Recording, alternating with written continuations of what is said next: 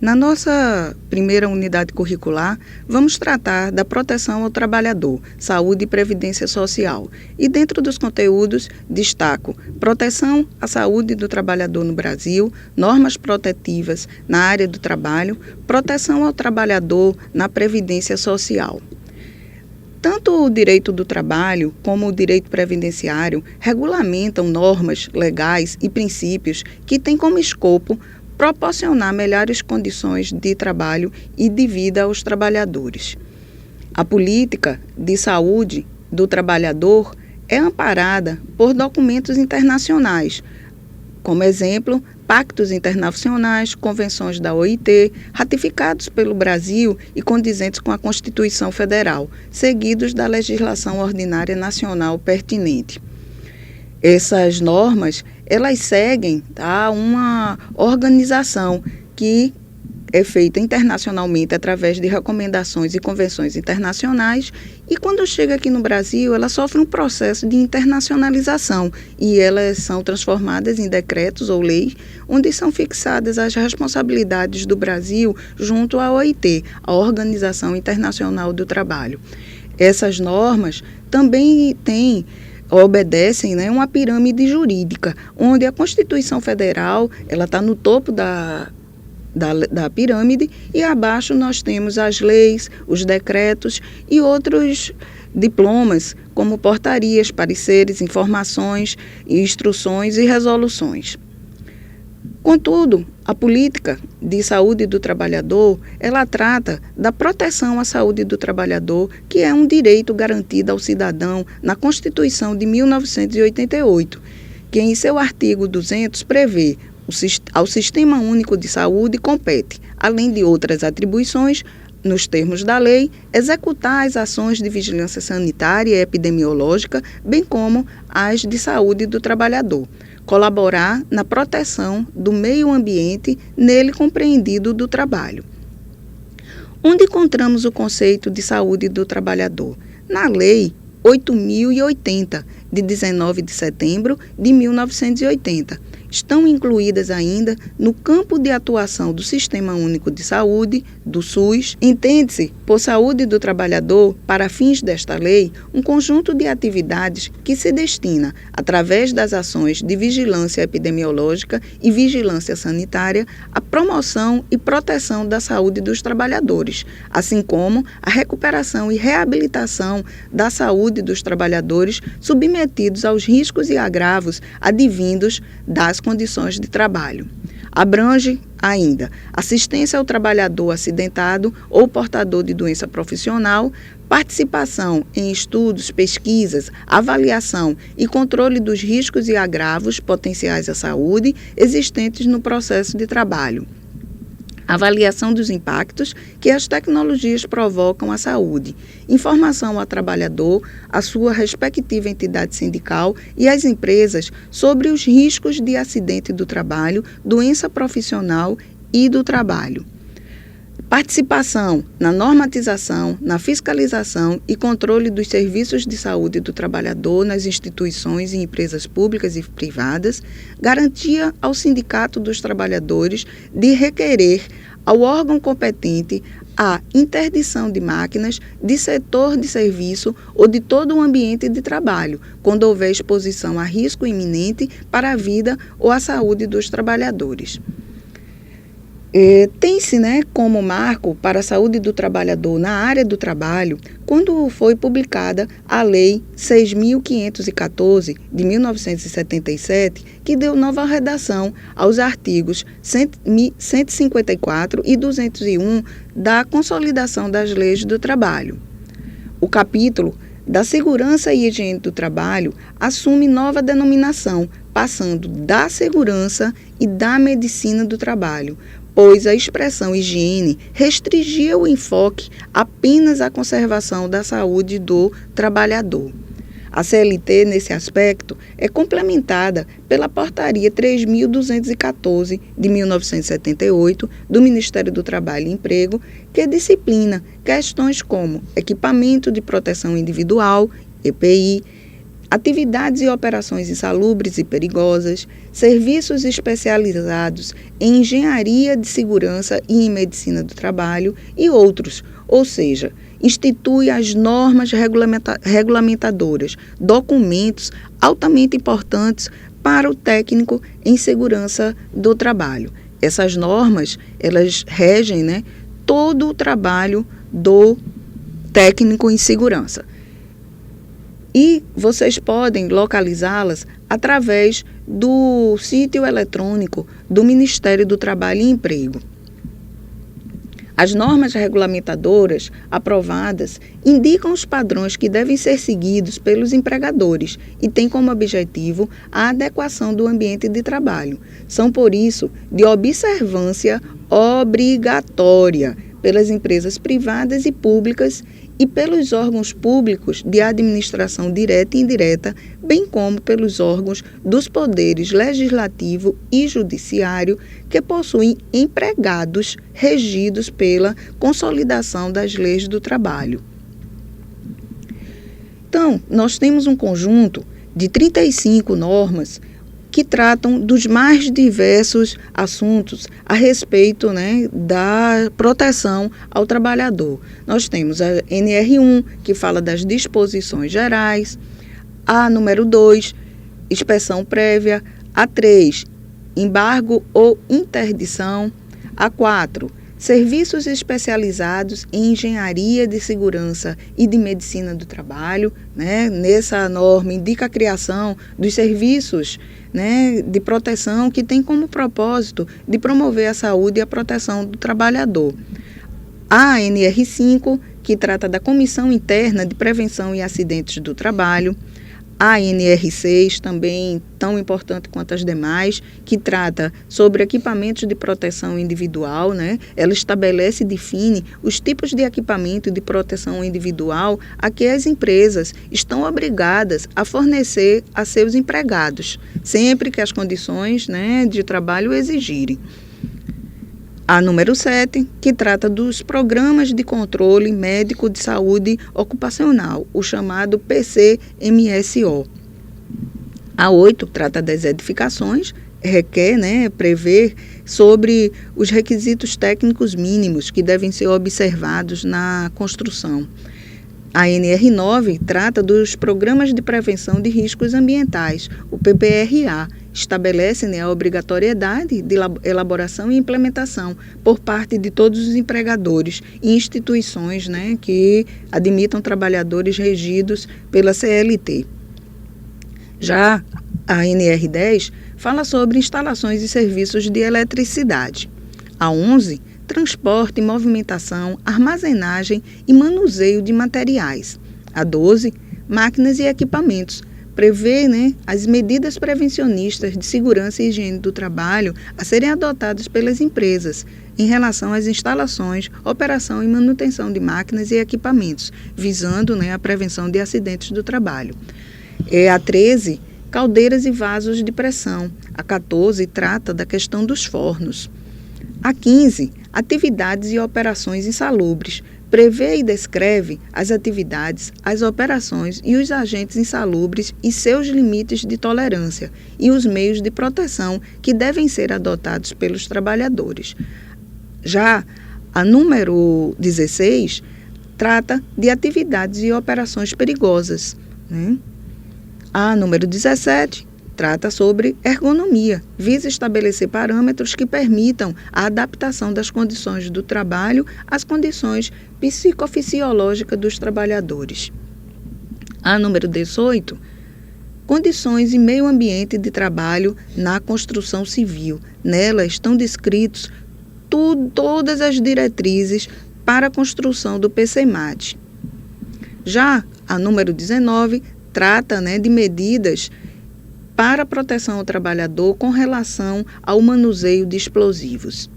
A número 20, líquidos e combustíveis inflamáveis, prevê a disposição sobre o armazenamento, manuseio e transporte de líquidos combustíveis e inflamáveis. A número 20, trabalho a céu aberto. A número 22, segurança e saúde ocupacional na mineração. trata, né, de métodos que devem ser observados pelas empresas com relação aos trabalhos em subterrâneos, de forma que venha a proteger, né, o trabalhador. A número 23, proteção contra incêndio. Isso daí ninguém pode esquecer. A número 24, condições sanitárias e de conforto nos ambientes e locais de trabalho. Já a número 25, trata sobre a disposição e proteção e destino final dos resíduos industriais.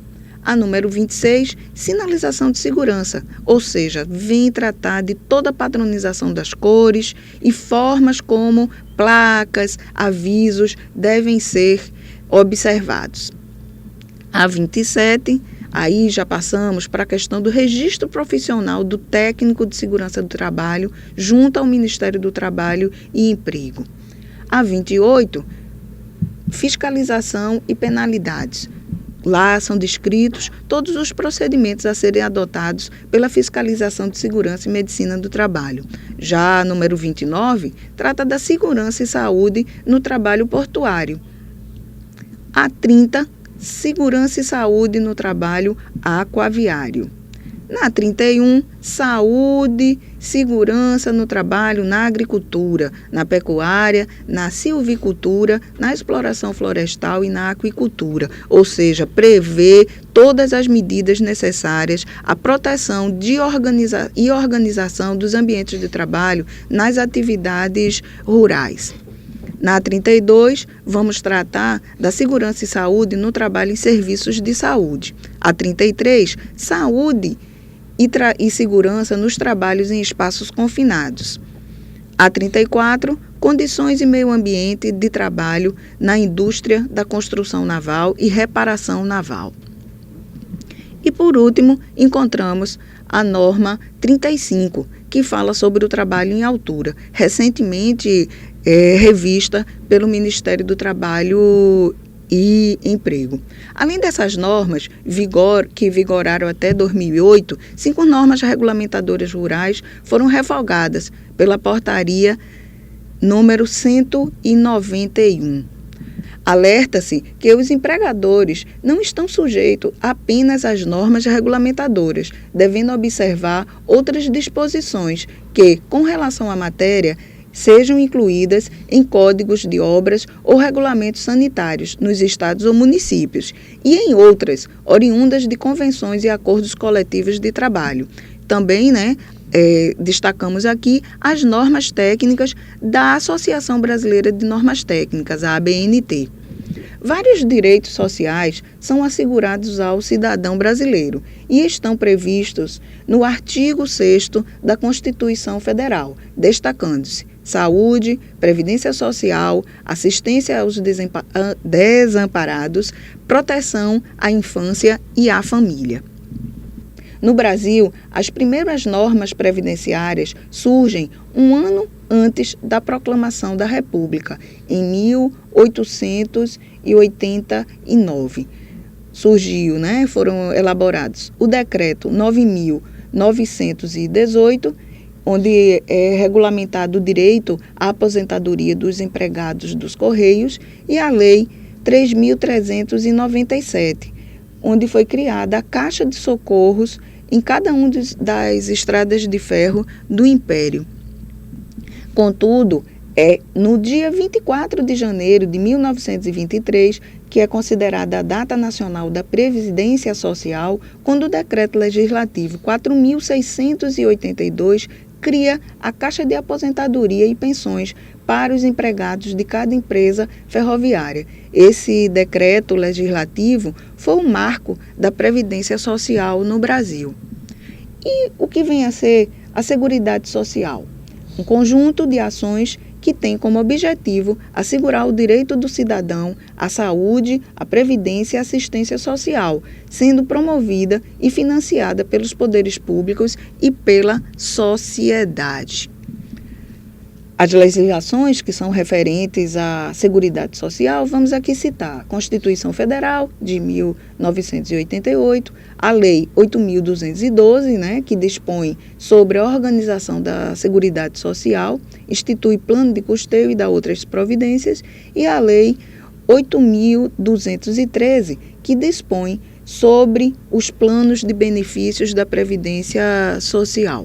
Além dessas duas, temos também o Decreto 3.048, que aprova o regulamento da Previdência Social, e o Decreto 8.302, que revoga, o Decreto 6.106, revoga os dispositivos do Decreto 3.048 e aprova o regulamento da Previdência Social. Ainda, com relação à Previdência Social, a Constituição Federal de 88 indica que a Previdência Social será organizada sob a forma de regime geral, de caráter contributivo e de filiação obrigatória, observados critérios que preservem o equilíbrio financeiro e atuarial.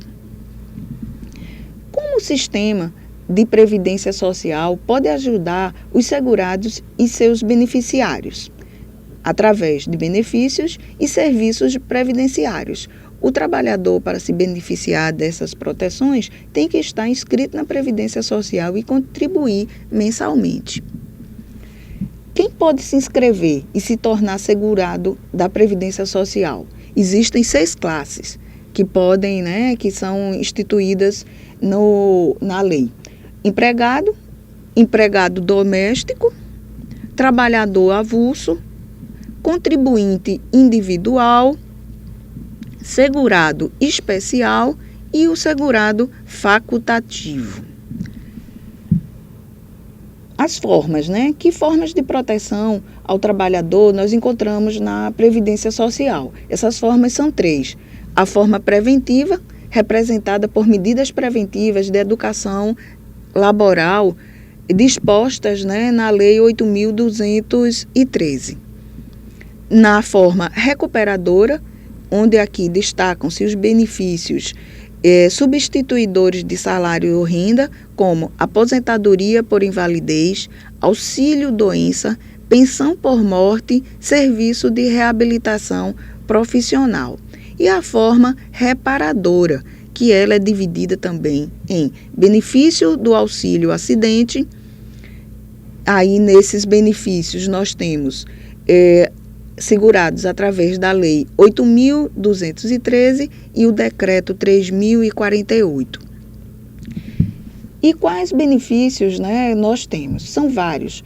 E nós vamos aqui destacar alguns. Aposentadoria por invalidez, a aposentadoria especial, o auxílio-doença, o auxílio-acidente, a pensão por morte e a habilitação profissional.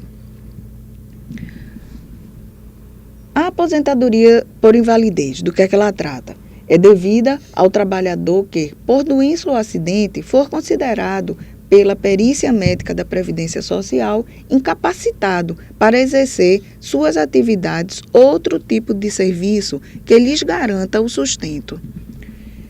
Tem direito à aposentadoria por invalidez quem, ao se filiar à Previdência Social, já tiver doença ou lesão que geraria o benefício, a não ser que quando a incapacidade resultar no agravamento da enfermidade.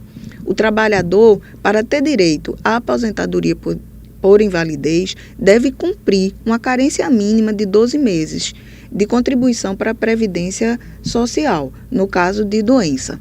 Já no caso de acidente, não há prazo de carência, mas é necessário que o trabalhador esteja inscrito na Previdência Social. Aposentadoria por invalidez. O beneficiário deverá passar por perícia médica na Previdência Social de 2 em 2 anos, sob pena de suspensão do serviço. Aqui vamos tratar um pouco sobre aposentadoria especial. É um benefício concedido ao segurado que trabalhou em condições prejudiciais à sua saúde ou integridade física. Para ter direito à aposentadoria especial, o trabalhador deverá comprovar, além do tempo de trabalho, efetiva exposição aos agentes nocivos, químicos, físicos, biológicos ou associação de agentes prejudiciais pelo período exigido para a concessão do benefício. 15 anos, 20 anos ou 25 anos. A aposentadoria especial será devida ao segurado, empregado, trabalhador avulso e contribuinte individual. este somente quando cooperado, filiado à cooperativa de trabalho ou de produção. A exposição aos agentes nocivos deverá ter ocorrido de modo habitual e permanente, não ocasional nem intermitente. A comprovação de exposição aos agentes nocivos será feita por perfil profissiográfico previdenciário, laudo técnico de condições ambientais de trabalho. A empresa poderá ser multada se não mantiver o perfil profissiográfico dos seus trabalhadores. Também deverão fazer a revisão periódica ou a cada alteração das condições ambientais de trabalho. O empregador é obrigado a fornecer cópia autenticada do PPP ao trabalhador quando da rescisão do contrato de trabalho. Outro auxílio, outro benefício da Previdência Social muito importante para o trabalhador, trata do auxílio doença, que é devido ao segurado que ficar incapacitado para seu trabalho ou para sua atividade habitual por mais de 15 dias consecutivos, havendo cumprido o período de carência, tempo mínimo de pagamento de contribuição. Nos primeiros 15 dias, quem paga a remuneração do empregado é o empregador. A partir daí, quem paga é a Previdência Social. No caso do contribuinte individual, a Previdência paga todo o período da doença ou do acidente, mas desde que o trabalhador tenha requerido o benefício. Auxílio-doença, para o trabalhador receber, é necessária a comprovação da incapacidade em exame realizado pela perícia médica da Previdência Social. O trabalhador que recebe auxílio-doença é obrigado, sob pena de suspensão do benefício, a realizar exame médico periódico e participar do programa de reabilitação profissional determinado e custeado pela Previdência Social. O quarto benefício na Previdência, ao qual o trabalhador tem acesso, é o auxílio-acidente, que ele é concedido, como indenização ao segurado quando, após consolidação das lesões decorrentes de acidente de qualquer natureza, resultar sequelas que impliquem redução da capacidade para o trabalho que habitualmente exercia. Resultar sequela definitiva que reduz a capacidade para o trabalho que o segurado habitualmente exercia e exija maior esforço para o desempenho da mesma atividade que o segurado exercia à época do acidente. Impossibilite o desempenho da atividade que o segurado exercia à época do acidente, porém permita o desempenho de outra atividade, após processo de reabilitação profissional. Tem direito a esse benefício o trabalhador empregado, o trabalhador avulso e o segurado especial. O empregado doméstico, o contribuinte individual e o facultativo não recebem esse tipo de benefício. O auxílio-acidente, por ter caráter de indenização, pode ser acumulado com outros benefícios pagos pela Previdência Social, exceto a aposentadoria. Quando o trabalhador se aposenta, o benefício deixa de ser pago. O pagamento do auxílio-acidente é iniciado a partir do dia seguinte em que cessa o auxílio-doença. E, por último, vamos encontrar a pensão por morte. Quando um segurado da Previdência Social morre, seus dependentes passam a ter direito a uma pensão morte. Não há tempo mínimo de contribuição para receber a pensão, mas é necessário que o segurado estivesse em dia com a Previdência, ou seja, estivesse na qualidade de segurado. São considerados dependentes. Existem 3 classes. A classe 1, esposo, companheiro, filho menor de 21 anos não emancipados, enteados e tutelados, e companheiro homossexual por relação estável comprovada. Na classe 2, são os pais. Na classe 3, os irmãos menores de 21 anos, não emancipados ou irmãos inválidos. Quando há mais de um dependente, o valor do benefício é dividido por todos igualmente. Havendo dependentes de uma classe, os integrantes da classe seguinte perdem o direito ao benefício. A pensão por morte deixa de ser paga de acordo com algumas condições. Pela morte de quem recebe a pensão, se quem recebe a pensão por morte é o filho ou o irmão, o benefício deixa de ser pago quando esse dependente se torna emancipado ou completa 21 anos. Se quem recebe a pensão é um dependente inválido, o benefício deixa de ser pago quando acessa a invalidez. E também ainda temos a reabilitação profissional, serviço da Previdência que tem o objetivo de oferecer aos segurados incapacitados para o trabalho por motivo de doença ou acidente os meios de reeducação ou readaptação profissional para seu retorno ao mercado de trabalho. O atendimento é feito por equipe de médicos, assistentes sociais, psicólogos, sociólogos, fisioterapeutas e outros profissionais. A reabilitação profissional pode ser prestada também aos dependentes, de acordo com a disponibilidade das unidades de atendimento da Previdência Social.